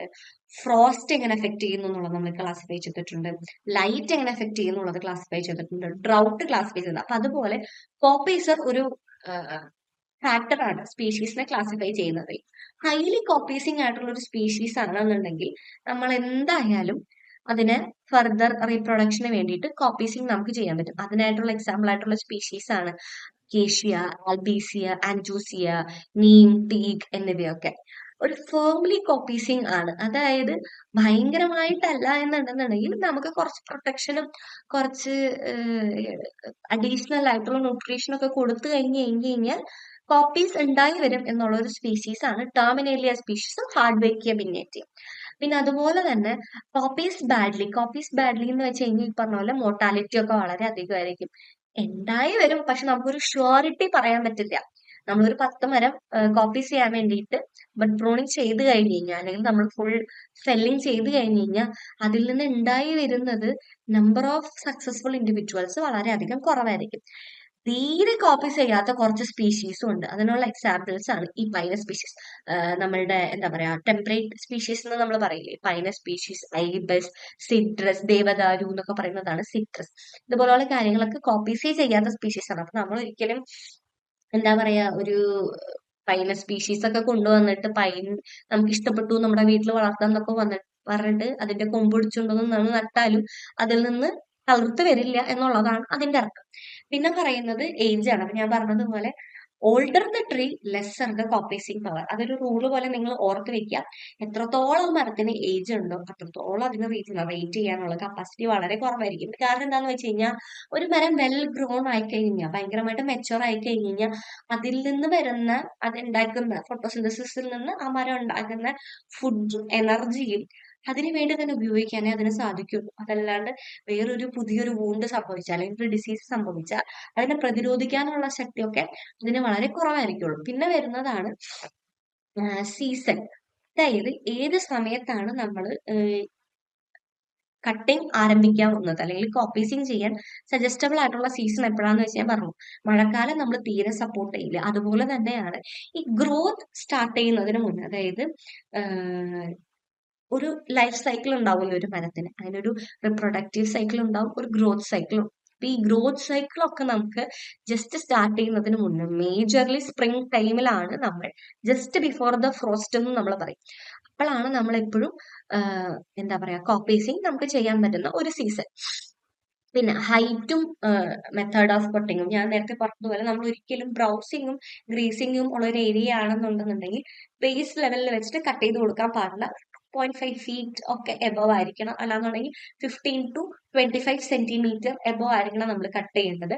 പിന്നെയുള്ള കാര്യം എന്ന് വെച്ച് കഴിഞ്ഞാൽ കട്ട് ചെയ്യുമ്പോൾ കോപ്പീസിന് വേണ്ടി കട്ട് ചെയ്യുമ്പോൾ ഒരു പ്ലെയിൻ സർഫസിൽ വെച്ചിട്ട് നമ്മൾ കട്ട് ചെയ്ത് കളയരുത്. എപ്പോഴും നമ്മൾ ഡയറക്റ്റ് ആയിട്ട് ഒരു പ്ലെയിൻ ആയിട്ട് കട്ട് ചെയ്ത് കഴിഞ്ഞ് കഴിഞ്ഞാൽ ഈ പറയുന്നത് പോലെ എന്തെങ്കിലും അതിനകത്തേക്ക് വീണ് കഴിഞ്ഞ് കഴിഞ്ഞാൽ വെള്ളമോ അല്ലെങ്കിൽ വേറെ എന്തെങ്കിലും ആണെന്നുണ്ടെങ്കിൽ ഡയറക്റ്റ്ലി അത് സ്റ്റെമ്മിന്റെ അകത്തേക്ക് പോകും. അപ്പൊ എപ്പോഴും ഒരു സ്ലാന്റിങ് കട്ട്, ഒരു സ്ലോപ്പ് ഇൻ വൺ ഡയറക്ഷൻ എപ്പോഴും നമ്മൾ കൊടുക്കണം. പിന്നെ കട്ട് ചെയ്യുമ്പോൾ അതൊരു ക്ലീൻ കട്ട് ആയിരിക്കണം. 2-3 പ്രാവശ്യം നമ്മൾ പകത്തിയെടുത്ത് വെട്ടി അങ്ങനെയുള്ള ഒരു കട്ടല്ല നമ്മൾ ഉപയോഗിക്കുന്നത്. എപ്പോഴും ഒരു ക്ലീൻ കട്ട് ആയിരിക്കണം. ഒരൊറ്റ വെട്ടിന് ആ കട്ട് കംപ്ലീറ്റ് ആയിരിക്കണം എന്നുള്ളതാണ് അതിന്റെ കാര്യങ്ങൾ. റൊട്ടേഷൻ ഏജ് ഈ പറഞ്ഞതുപോലെ ഏജ് കൂടുന്തോറും ഫ്ലവറിങ്ങും സീഡ്ലിങ്ങും ചെയ്യാനുള്ള ഇത് കുറഞ്ഞുകൊണ്ടിരിക്കും. അപ്പൊ ഏർലിയർ സ്റ്റേജിലാണ് നമ്മളെപ്പോഴും കൺസിഡർ ചെയ്യുക. ഇനിയാണ് സിൽവിക്കൾച്ചർ സിസ്റ്റം. ഒരു ക്ലിയർ ഫെല്ലിംഗ് സിസ്റ്റത്തിൽ അതായത് മൊത്തം നമ്മൾ വെട്ടിക്കളയുന്ന ഒരു സിസ്റ്റത്തിലാണെങ്കിൽ ആ സ്പീഷി എപ്പോഴും ഒരു സ്ട്രോങ് ലൈറ്റ് ഡിമാൻഡർ ആയിരിക്കും. അതായത് നല്ല സൂര്യപ്രകാശം തരണം ചെയ്യാൻ കെൽപ്പുള്ള ഒരു സ്പീഷി ആയിരിക്കുള്ളൂ അതെപ്പോഴും. അപ്പൊ എല്ലാ സിറ്റുവേഷനിലും ഒരു സിൽവിക്കൾച്ചർ സിസ്റ്റത്തില് ക്ലിയർ ഫെല്ലിംഗ് സിസ്റ്റം ആണ് എന്നുണ്ടെന്നുണ്ടെങ്കിൽ അതൊരിക്കലും ഒരു കോപ്പീസർ സിസ്റ്റം ആയിരിക്കില്ല. എപ്പോഴും ഒരു സീഡ്ലിങ്ങോ അല്ലെങ്കിൽ ഒരു ഹൈ ഫോറസ്റ്റ് സിസ്റ്റമോ ആയിരിക്കും. രണ്ടാമത് വരുന്നത് എന്താണെന്ന് വെച്ച് കഴിഞ്ഞാൽ സ്റ്റൂൾ കോപ്പീസർ സിസ്റ്റം ആണ് നമ്മൾ ഫോളോ ചെയ്യുന്നത്. അല്ലെങ്കിൽ കോപ്പീസ് വിത്ത് സ്റ്റാൻഡേർഡ്സ്. കോപ്പീസ് വിത്ത് സ്റ്റാൻഡേർഡ്സ് എന്ന് വെച്ച് കഴിഞ്ഞാൽ ഒരു ഫോറസ്റ്റ് സിസ്റ്റത്തിൽ എല്ലാതും നമ്മൾ കട്ട് ചെയ്ത് കളയാണ്ട് ഒരു ഷെയ്ഡിന് വേണ്ടിയിട്ടോ അല്ലെങ്കിൽ ഒരു സീഡ് അവൈലബിലിറ്റിക്ക് വേണ്ടിയിട്ടോ അല്ലെങ്കിൽ ഈ പറഞ്ഞ വെജിറ്റേറ്റീവ് പാർട്ടിന്റെ അവൈലബിലിറ്റിക്ക് വേണ്ടിയിട്ടോ ഒരു 1 ഏക്കർ ഏരിയയിൽ ഒരു 10 മരങ്ങൾ മാത്രം നിലനിർത്തിക്കൊണ്ട് ബാക്കിയൊക്കെ നമ്മൾ കട്ട് ചെയ്ത് കളയും. ഇതിനെയാണ് നമ്മൾ കോപ്പീസ് വിത്ത് സ്റ്റാൻഡേർഡ്സ് എന്ന് പറയാം. ആ സ്റ്റാൻഡേർഡ്സുകൾ മാത്രം നമ്മൾ നിർത്തിയിട്ട് അല്ലെങ്കിൽ ആ റിസർവ്സ് മാത്രം നിർത്തിയിട്ട് നമ്മൾ ബാക്കി എല്ലാത്തിനെയും കട്ട് ചെയ്ത് കളഞ്ഞ് അതിൽ നിന്ന് റീജനറേഷൻ നമ്മൾ പുറപ്പെടുവിക്കും. ഇതിനെയാണ് നമ്മൾ കോപ്പീസ് വിത്ത് സ്റ്റാൻഡേർഡ്സ് എന്ന് പറയുന്നത്. ഈ സിൽവിക്കൾച്ചർ സിസ്റ്റം ഈ ടോപ്പിക്കിന്റെ തന്നെ നെക്സ്റ്റ് ഒരു മിഡിൽ ഓഫ് ദ പോർഷൻ വരുന്ന ഒരു ഭാഗമാണ്. അപ്പൊ അതിൽ നമുക്ക് പഠിക്കാം വാട്ട് ആർ ദി ടൈപ്സ്, അതിലെങ്ങനെയൊക്കെയാണ് സ്പീഷീസ് സെലക്ഷൻ, എപ്പോഴാണ് നമ്മൾ ഒരു സിസ്റ്റം ചൂസ് ചെയ്യുക എന്നുള്ള കാര്യങ്ങളൊക്കെ പഠിക്കാം. അപ്പം ഇങ്ങനെയുള്ള ബേസിക് ആയിട്ടുള്ള കാര്യങ്ങൾ ഓർത്ത് വെക്കുക. ഇനി അടുത്തത് വരുന്നത് ഇതോടെ നാച്ചുറൽ റീജനറേഷൻ കഴിഞ്ഞു. ഞാൻ പറയുന്നത് സീഡ്, കോപ്പീസർ, വെജിറ്റേറ്റീവ് പാർട്സ്, ഈ 3 കാര്യങ്ങൾ വെച്ചിട്ട് നമുക്ക് നാച്ചുറൽ റീജനറേഷൻ ഇവിടെ അവസാനിച്ചിരിക്കുകയാണ്. അടുത്തത് വരുന്നതാണ് നാച്ചുറൽ ആർട്ടിഫിഷ്യൽ റീജനറേഷൻ.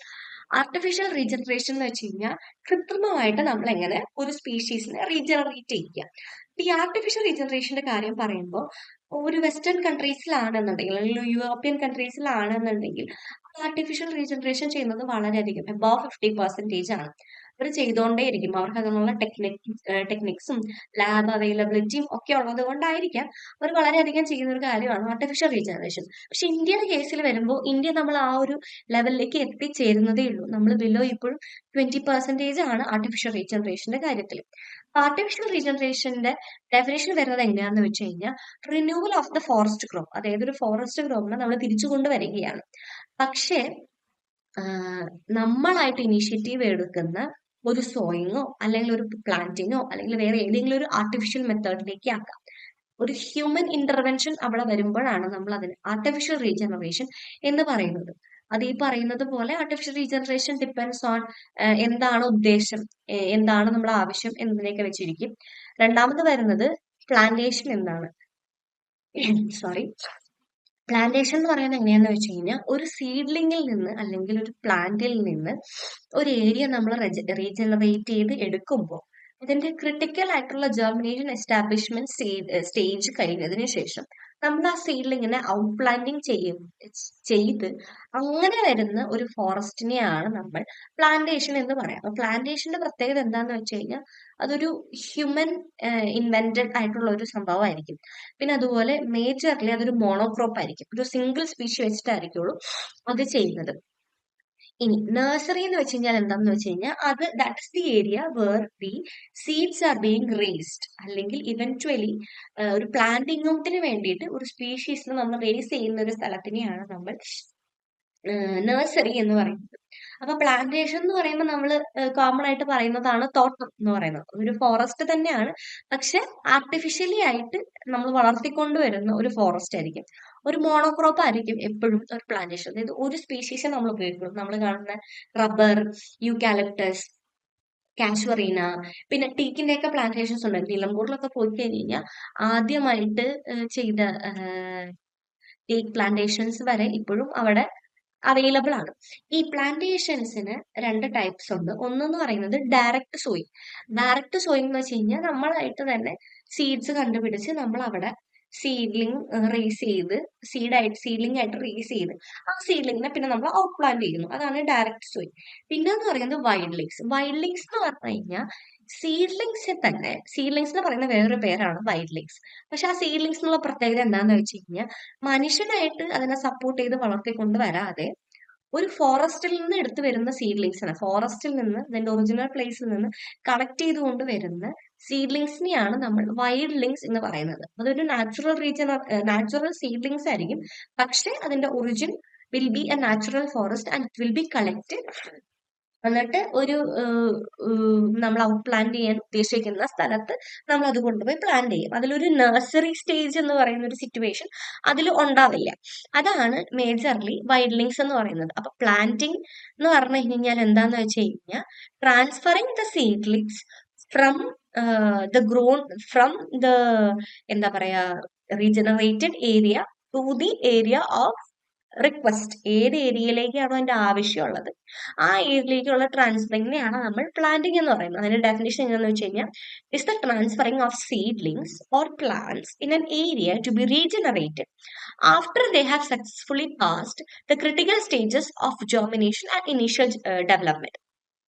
അതായത് ഒരു സീഡ്ലിങ്ങിന്റെ എസ്റ്റാബ്ലിഷ്മെന്റ് സ്റ്റേജിന് ശേഷം സ്വയം പര്യാപ്തത ആ സീഡ്ലിങ്ങിന് വന്നതിന് ശേഷം നമ്മൾ ഒരു ഏരിയയിലേക്ക് ഒരു സീഡ്ലിങ്ങിനെയോ ഒരു പ്ലാന്റിനെയോ മാറ്റി നടുന്നതിനെയാണ് നമ്മൾ പ്ലാന്റിംഗ് എന്ന് പറയുന്നത്. നഴ്സറി എന്ന് പറഞ്ഞാൽ എന്താണെന്നറിയാലോ, it is defined as an area where plants are raised for eventually planting out. പ്ലാന്റ്സിനെ വളർത്തിക്കൊണ്ട് വരുന്ന ഏരിയനെയാണ് നമ്മൾ നഴ്സറി എന്ന് പറയുന്നത്. അതുപോലെ ഞാൻ പ്ലാന്റേഷന്റെയും ഡയറക്ട് സോയിന്റെയും വൈൽഡിന്റെയും ഡെഫിനേഷൻ ഒക്കെ കൊടുത്തിട്ടുണ്ട്. പ്ലാന്റേഷൻ എന്ന് വെച്ച് കഴിഞ്ഞാൽ forest crop raised artificially either by sowing or planting. Artificial ആയിട്ട് റേസ് ചെയ്ത ഒരു ഫോറസ്റ്റ് ഏരിയനെയാണ് നമ്മൾ പ്ലാന്റേഷൻ എന്ന് പറയുന്നത്. ഡയറക്ട് സോയിങ് എന്ന് വെച്ച് കഴിഞ്ഞാൽ sowing or seed directly on an area where a crop is to be raised as oppose to sowing in a nursery. നമ്മൾ നഴ്സറിയിൽ കൊണ്ടുപോയി പ്ലാന്റിങ് ചെയ്യുന്നതിന് പകരമായിട്ട് ഡയറക്റ്റ് ആയിട്ട് പ്ലാന്റേഷൻ ഏരിയയിൽ കൊണ്ടുപോയി നമ്മൾ സീഡിനെ ഡയറക്റ്റ് ആയിട്ട് സോ ചെയ്യുന്നു. അവിടെ നിന്ന് ആ ക്രോപ്പ് ഉണ്ടായി വരുന്നു. അതിനെയാണ് നമ്മൾ ഡയറക്റ്റ് സോയിങ് എന്ന് പറയുക. വൈൽഡ്ലിംഗ് എന്ന് പറഞ്ഞു കഴിഞ്ഞാൽ ഒരു സീഡ്ലിംഗ് ആണ്, പക്ഷെ അതിന്റെ ഒറിജിൻ ഒരു നാച്ചുറൽ ഫോറസ്റ്റ് ഒന്നായിരിക്കും. അതുകൊണ്ട് തന്നെ അതിനൊരു നഴ്സറി സ്റ്റേജ് ഉണ്ടായിരിക്കുകയില്ല. ഇനി അടുത്തത് objectives of natural regeneration. What are the objects of natural regeneration? Objects എന്ന് പറഞ്ഞു കഴിഞ്ഞാൽ ഒന്നില്ലെങ്കിൽ റീഫോറസ്റ്റേഷൻ ആയിരിക്കും. ആ സ്ഥലം നേരത്തെ അവിടെ ഫോറസ്റ്റ് ഒന്നും സംഭവിച്ചിട്ടില്ല, ഒരു മാർഷി ലാൻഡോ അല്ലെങ്കിൽ ഒരു അബാൻഡൻഡ് ഏരിയയോ ഒരു ശൂന്യമായി കിടക്കുന്ന ഒരു സ്ഥലമോ ആയിരുന്നിരിക്കാം. അവിടെ നമുക്ക് ഫോറസ്റ്റിനെ ഉത്ഭവിപ്പിച്ചുകൊണ്ട് വരണം, ഫോറസ്റ്റിനെ ഉണ്ടാക്കിപ്പിച്ചുകൊണ്ട് വരണം. അതാണ് റീഫോറസ്റ്റേഷൻ എന്ന് പറയുന്നത്. റിഫോറസ്റ്റേഷൻ എന്ന് പറഞ്ഞു കഴിഞ്ഞാൽ ഈ പറഞ്ഞ ഈ രണ്ട് ടെർമിനോളജീസും നിങ്ങൾക്ക് കൺഫ്യൂഷൻ അടിക്കാൻ സാധ്യതയുള്ള ഒരു സിറ്റുവേഷൻസ് ആണ്. അപ്പൊ റീഫോറസ്റ്റേഷൻ ചിലപ്പോ അവിടെ ഓൾറെഡി ഒരു ഫോറസ്റ്റ് ഉണ്ടായിരുന്നിരിക്കാം. എന്തൊക്കെയോ സാഹചര്യങ്ങൾ കൊണ്ട് അവിടെ അതിന് ആ ഫോറസ്റ്റ് നഷ്ടപ്പെട്ട് പിന്നെ അതൊരു അബാൻഡൻഡ് ഏരിയ ആയിട്ട് മാറി. അതിനുശേഷം നമ്മൾ അവിടെ തിരിച്ച് അതിന്റെ ഒറിജിനൽ സിറ്റുവേഷനിലേക്ക് കൊണ്ടുപോകാം എന്നുള്ളതാണ് റീഫോറസ്റ്റേഷൻ. എഫോറസ്റ്റേഷൻ എന്ന് പറഞ്ഞു കഴിഞ്ഞാൽ ഈ സ്ഥലത്ത് ഒരു ഫോറസ്റ്റ് ഉണ്ടാകാനുള്ള സാധ്യതയുണ്ട്, വരെ ഉണ്ടായിട്ടില്ല, പക്ഷെ ഉണ്ടായിരുന്നെങ്കിൽ നന്നായിരുന്നു, അല്ലെങ്കിൽ ഇവിടെ ഉള്ളത് ബാക്കി സറൗണ്ടിങ്സിന് വേണ്ടിയിട്ടും എൻവയോൺമെന്റിനും നല്ല ഒരു ഉപകാരം ഉണ്ടാകും എന്നുള്ള രീതിയിൽ നമ്മളായിട്ട് ഇന്റർവെൻഷൻസ് കൊടുത്ത് പുതിയതായിട്ട് ക്രിയേറ്റ് ചെയ്യുന്ന ഒരു ഫോറസ്റ്റിനെയാണ് നമ്മൾ എഫോറസ്റ്റേഷൻ എന്ന് പറയുക. അതാണ് റീഫോറസ്റ്റേഷനും എഫോറസ്റ്റേഷനും തമ്മിലുള്ള വ്യത്യാസം. റീഫോറസ്റ്റേഷൻ എന്ന് വെച്ച് കഴിഞ്ഞാൽ അവിടെ ഒരു ഫോറസ്റ്റ് ഉണ്ടായിരുന്നു, അത് നഷ്ടപ്പെട്ടു അല്ലെങ്കിൽ സന്യാധീനപ്പെട്ടു, പിന്നെ നമ്മളോട് ഫോറസ്റ്റ് ക്രിയേറ്റ് ചെയ്യും. ഫോറസ്റ്റേഷൻ എന്ന് വെച്ച് കഴിഞ്ഞാൽ അവിടെ ഉണ്ടായിരുന്നില്ല, ഉണ്ടായിരുന്നെങ്കിൽ കൊള്ളാമായിരുന്നു അല്ലെങ്കിൽ ഉണ്ടാവാനുള്ള പ്രോബബിലിറ്റി ഉണ്ട്. അങ്ങനെ നമ്മൾ ആ ഒരു ഏരിയനെ ഒരു യൂസ്ഫുൾ ആയിട്ടുള്ള ഒരു പ്രൊഡക്റ്റീവ് ആയിട്ടുള്ള ഒരു ഏരിയ ആയിട്ട് മാറുന്നു. അതാണ് ഫോറസ്റ്റേഷൻ എന്ന് പറയുന്നത്. അപ്പോ റീഫോറസ്റ്റേഷൻ എന്ന് വെച്ച് കഴിഞ്ഞാൽ വനവൽക്കരണം ആണ്. അതായത് നാച്ചുറൽ റീജനറേഷനെ നമ്മളൊന്ന് സപ്പോർട്ട് ചെയ്യുക, അല്ലെങ്കിൽ അവിടെ ഉണ്ടായിരുന്ന ഒരു റീജനറേഷൻ എന്തൊക്കെയോ പ്രശ്നങ്ങൾ കൊണ്ട് അവിടെ ഉണ്ടാവാനായിട്ട് കുറച്ചൊരു തിരിച്ചു റീജനറേഷൻ സംഭവിക്കാൻ കുറച്ചൊരു പ്രശ്നങ്ങളെ നേരിടുന്നു. അപ്പൊ നമ്മൾ അതിനെ ഒന്ന് അസിസ്റ്റ് ചെയ്തിട്ട് അവിടെ ഒരു റീഫോറസ്റ്റേഷൻ ഉണ്ടാക്കുക എന്നുള്ളതാണ് ഇതിന്റെ ഉദ്ദേശം. പിന്നെയുള്ള പോയിന്റ് എന്താണെന്ന് വെച്ച് കഴിഞ്ഞാൽ to give natural regeneration in favour of artificial regeneration. Natural റീജനറേഷന് എന്തൊക്കെയോ കാരണങ്ങൾ കൊണ്ട്, മേജർലി സീഡ് അവൈലബിലിറ്റിയോ അല്ലെങ്കിൽ നമ്മൾ അൺസർട്ടൈൻ ആയിട്ടിരിക്കുക, ഇവിടെ വരുമോ ഇല്ലയോ എന്നുള്ളത് ഒരു പേടി, അല്ലാന്നുണ്ടെങ്കിൽ നമുക്ക് ഫാസ്റ്റ് ആയിട്ടുള്ള ഒരു ക്വിക്ക് ആയിട്ടുള്ള ഒരു റെസ്പോൺസ് വേണം, കുറച്ചും കൂടി ചീപ്പർ ആയിട്ടുള്ള ഒരു മോഡ് ഓഫ് റീജനറേഷൻ ആണ് നമുക്ക് വേണ്ടത്. അങ്ങനെയുള്ള ഒരു സിറ്റുവേഷനിലാണ് നമ്മൾ പൊതുവെ റീഫോറസ്റ്റേഷൻ പോകുക. അതായത് അവിടെ നാച്ചുറൽ ആയിട്ട് സീഡ്സ് ജർമിനേറ്റ് ചെയ്യാനുള്ള പോസിബിലിറ്റി ഉണ്ട്, പക്ഷെ ഇറ്റ് വിൽ ടേക്ക് ടൈം. ഒരു നിശ്ചിത കാലയളവിന് ശേഷം മാത്രമേ നാച്ചുറൽ ആയിട്ട് അവിടെ എന്തെങ്കിലും സംഭവിക്കുകയുള്ളൂ. അപ്പൊ അതുകൊണ്ട് നമ്മൾ നാച്ചുറൽ റീജനറേഷൻ ഓക്കെ വേണ്ട, നമുക്കൊന്ന് സഹായിക്കാം എന്ന് ഹ്യൂമൻ ഇന്റർവെൻഷൻ അവിടെ സംഭവിച്ചു വരുന്ന ഒരു പ്രക്രിയയാണ് ഈ റീഫോറസ്റ്റേഷൻ എന്ന് പറയുന്നത്. ഈ റീഫോറസ്റ്റേഷൻ നമ്മൾ എപ്പോഴും ചെയ്യുക എന്താന്ന് വെച്ച് കഴിഞ്ഞാൽ ഞാൻ നേരത്തെ പറഞ്ഞല്ലോ, അത് ഓൾറെഡി ഒരു ഫോറസ്റ്റ് ഉള്ള ഒരു ഏരിയ ആയിരിക്കും. അപ്പൊ ഈ റീഫോറസ്റ്റേഷൻ എപ്പോഴും ചെയ്യുക എന്താന്ന് വെച്ച് കഴിഞ്ഞാൽ നേരത്തെ ഉണ്ടായിരുന്നത് ഒരു നാച്ചുറൽ ഫോറസ്റ്റ് ആയിരുന്നു, അതിൽ നിന്ന് ഹ്യൂമൻസിന് കിട്ടുന്ന യൂസസ് ഇന്ന യൂസസ് ഒക്കെയാണ്. പക്ഷെ ഇനി നമുക്ക് ആ യൂസസ് പോരാ, നമുക്ക് കുറച്ചും കൂടി അതിൽ നിന്ന് അപ്പുറത്തേക്ക്, അതിന്റെ അപ്പുറത്തേക്ക് വേറെ കുറച്ച് കാര്യങ്ങൾ കൂടി നമുക്ക് വേണം. അപ്പൊ ഒരു ഡിഫറെന്റ് തോട്ട് ഓഫ് അതിന്റെ പ്രൊഡക്ടിവിറ്റി നമുക്ക് ആവശ്യമാണ് എന്നുണ്ടെന്നുണ്ടെങ്കിലാണ് നമ്മൾ എപ്പോഴും റീഫോറസ്റ്റേഷൻ പോവുക.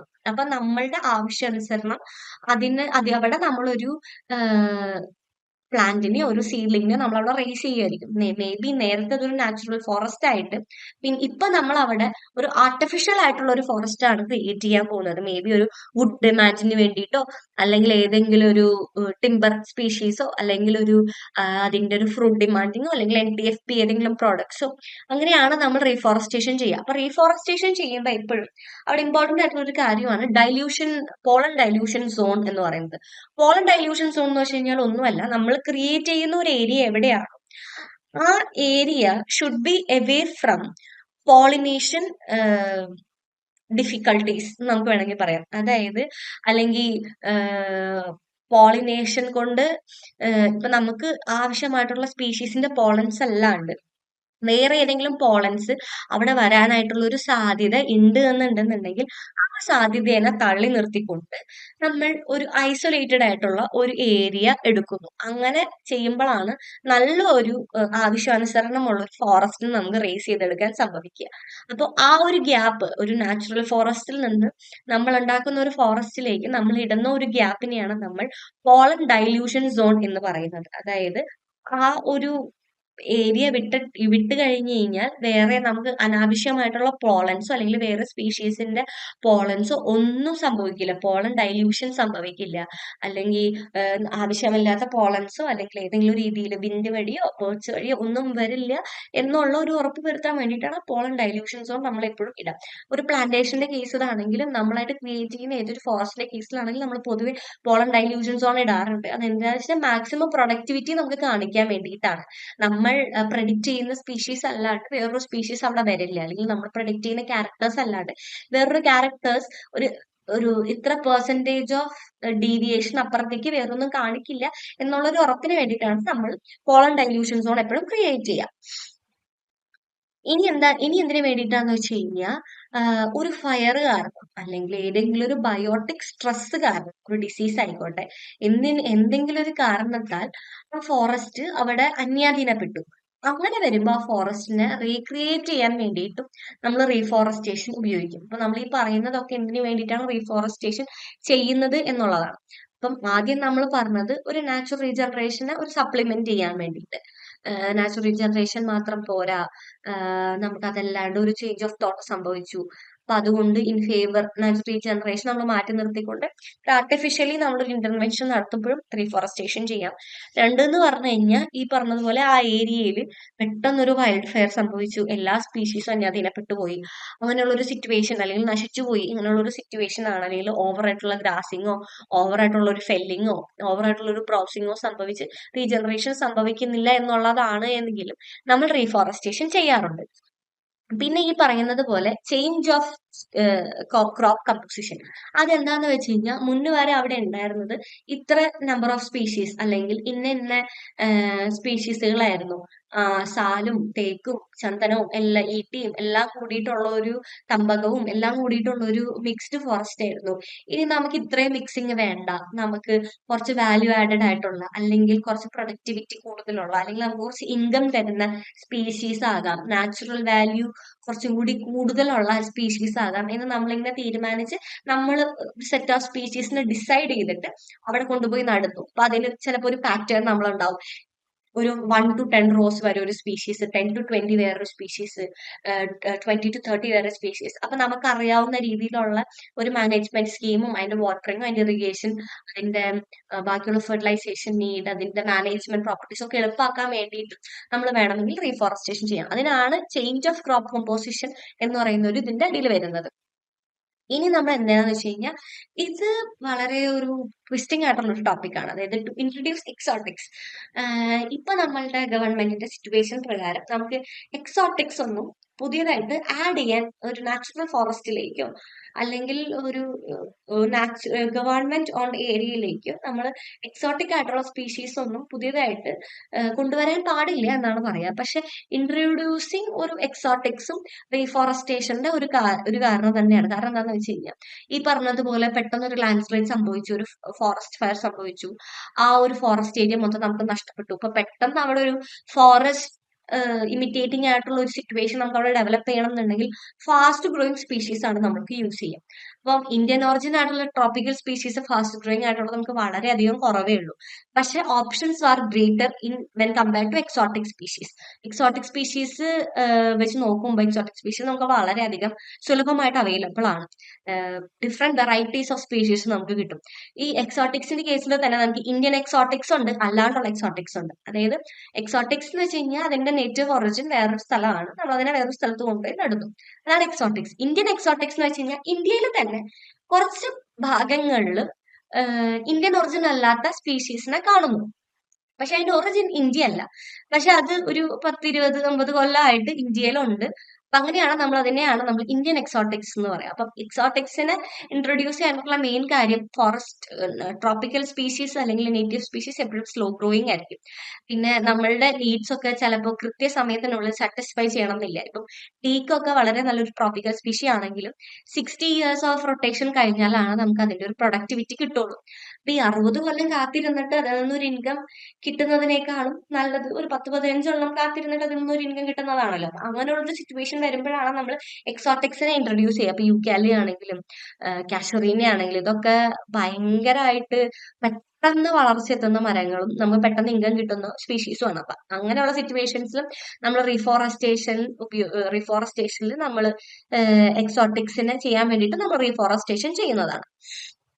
ഇനി അടുത്ത ടോപ്പിക്. അപ്പൊ ഈ കാര്യങ്ങളൊക്കെയാണ് what are the factors affecting reforestation എന്ന് പറയുന്നത്. ഇതേ ഫാക്ടേഴ്സ് തന്നെയായിരിക്കും അഫോറസ്റ്റേഷനെയും നമ്മൾ ചെയ്യാനായിട്ടുള്ള കാരണം എന്ന് പറയാൻ നമുക്ക് ഒരു നമ്മുടേതായിട്ടുള്ള ഒരു പ്രീ ഡിഫൈൻഡ് നീഡ് ഉണ്ടാവുമായിരിക്കും അവിടെ. അതല്ലാന്നുണ്ടെങ്കിൽ പ്രീ ഡിഫൈൻഡ് ആയിട്ടുള്ള സ്പീഷീസ് റിക്വസ്റ്റ് ഉണ്ടായിരിക്കും. അതല്ല അവിടെ ഭയങ്കരമായിട്ട് പെസ്റ്റിന്റെ അറ്റാക്ക് ഉണ്ട്. അപ്പൊ നമുക്ക് ഇന്ന സ്പീഷീസ് അവിടെ യൂസ് ചെയ്യാൻ പറ്റില്ല, ഇന്ന സ്പീഷീസ് ആയിരിക്കണം യൂസ് ചെയ്യേണ്ടത്. പെട്ടെന്ന് അവിടെ ഒരു ഫോറസ്റ്റ് ക്രിയേറ്റ് ചെയ്തെടുക്കണം. ഇങ്ങനെയുള്ള കാര്യങ്ങൾ കൊണ്ടാണ് നമ്മൾ പൊതുവെ നാച്ചുറൽ ഫോറസ്റ്റ് റീജനറേഷന് പകരം നമ്മളൊരു റീഫോറസ്റ്റേഷൻ ടെക്നിക്ക് അവിടെ യൂസ് ചെയ്യുന്നത്.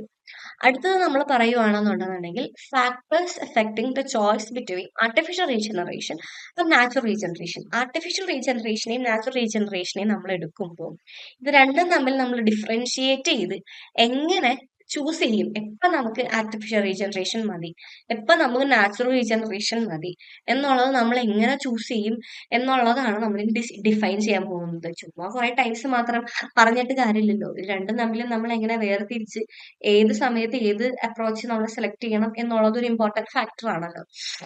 അപ്പോ ബേസിക്കലി ഈ ഒരു സിറ്റുവേഷനിൽ നമ്മൾ എന്താ പറയാന്ന് വെച്ച് കഴിഞ്ഞാൽ ഒരു ഫോറസ്റ്റ് ഉണ്ടാവാനുള്ള ഒരു സാധ്യത വളരെയധികം കുറവാണ് എങ്കിൽ ഒരു നിശ്ചിത സമയത്തിൽ ഒരു നാച്ചുറൽ ആയിട്ടുള്ള ഒരു ഫോറസ്റ്റ് ഉണ്ടാവാനായിട്ടുള്ള സാധ്യത വളരെയധികം കുറവാണ് എങ്കിൽ നമ്മൾ ആർട്ടിഫിഷ്യൽ റീജനറേഷൻ എന്നൊരു പോയിന്റിലേക്ക് നമ്മൾ പോകും. പിന്നെ അതുപോലെ നാച്ചുറൽ ആയിട്ട് ഒരു ഫോറസ്റ്റ് റീജനറേറ്റ് ചെയ്യുന്നതിന് പകരം കുറച്ചും കൂടി ജനറ്റിക്കലി ഇംപ്രൂവ്ഡ് ആയിട്ടുള്ള ക്യാരക്ടറിസ്റ്റിക്സ് കുറച്ചും കൂടി നല്ല ഇതായിട്ടുള്ള നോൺ ആയിട്ടുള്ള സെയിം സ്പീഷീസ് തന്നെ. ഇപ്പൊ ഫോർ എക്സാമ്പിൾ ചാലക്കുടി ഏരിയയിൽ വളർന്നു വരുന്ന ഡിഫറെന്റ് ടൈപ്സ് ഓഫ് തേക്ക് ഉണ്ടാവും. പക്ഷെ നമുക്ക് എല്ലാവർക്കും അറിയാം നിലമ്പൂർ തേക്കാണ് അതിനേക്കാൾ കുറച്ചും കൂടി നല്ലത്. അപ്പോ നിലമ്പൂർ തേക്ക് വെച്ച് കഴിഞ്ഞാൽ ഉണ്ടാവുന്ന പ്രൊഡക്ടിവിറ്റി കൂടുതലാണ്. അതൊരു ജനറ്റിക്കലി പ്രൂവൺ ആയിട്ടുള്ള ഒരു സോഴ്സ് ആണ് എന്ന് നമുക്ക് അറിയുന്നത് ആ അറിവ് നമുക്ക് ഉണ്ട് എന്നുണ്ടെങ്കിലും നമ്മൾ ആർട്ടിഫിഷ്യൽ ആയിട്ടുള്ള റീജനറേഷൻ പോകും. പിന്നെ ഈ പറയുന്നത് പോലെ നമ്മുടെ ആവശ്യങ്ങൾക്ക് അനുസരിച്ച് ഫ്ലെക്സിബിലിറ്റി വേണം എങ്കിൽ അല്ലെങ്കിൽ ഫ്ലെക്സിബിലിറ്റി ഓഫ് ദി നീഡ് ഉണ്ട് എന്നുണ്ടെങ്കിൽ ഒരേ സമയം നമുക്ക് രണ്ടു മൂന്ന് കാര്യങ്ങളുടെ സാധ്യത നമുക്ക് ഉറപ്പ് വരുത്താം ഒരു സ്പീഷീസിൽ. ഇപ്പൊ മൾട്ടിപർപ്പസ് സ്പീഷീസ് ഒക്കെ ഉണ്ട്. അങ്ങനെയുള്ള സ്പീഷീസ് ഒക്കെ വെച്ച് കഴിഞ്ഞ് കഴിഞ്ഞാൽ നമ്മൾ വിചാരിക്കുന്നതിനേക്കാളും കൂടുതൽ നമ്മുടെ ആവശ്യങ്ങൾ ആ ഒരു ഫോറസ്റ്റിൽ നിന്ന് നേടിയെടുക്കാൻ സാധിക്കും എന്ന് ഉറപ്പുണ്ടെന്നുണ്ടെങ്കിൽ നമുക്ക് ആർട്ടിഫിഷ്യൽ റീജനറേഷൻ ചെയ്യാം. പിന്നെ ഈ പറയുന്നത് പോലെ എത്ര സമയത്തിനുള്ളിൽ ആ ഫോറസ്റ്റ് ക്രിയേറ്റ് ചെയ്തെടുക്കണം, എത്രയാണ് നമുക്ക് അവൈലബിൾ ആയിട്ടുള്ള കോസ്റ്റ്, ഇങ്ങനെയുള്ള കാര്യങ്ങളൊക്കെയാണ് നമ്മൾ ഇനി കാണാൻ പോകുന്നത്. അപ്പൊ അതിന് നമുക്ക് അടുത്ത ക്ലാസ്സിൽ കാണാം. Okay, thank you, by.